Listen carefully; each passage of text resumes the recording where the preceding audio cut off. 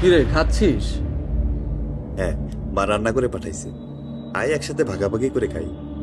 না শোন, বড় ভাইরা তোর 2011 নম্বর উপরে ডাকছে। কেন? আর কখন? এক্ষুনি ডাকছে, আর সাথে তোর ল্যাপটপ আর মোবাইলটাও নিয়ে যেতে বলছে।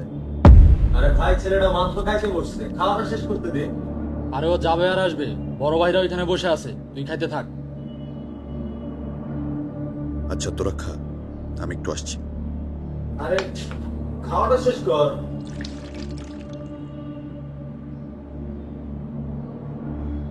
এইভাবে খাওয়ার সময় উঠে যাওয়াটা কি ঠিক আবু? ল্যাপটপটা নিয়ে আয়। চল।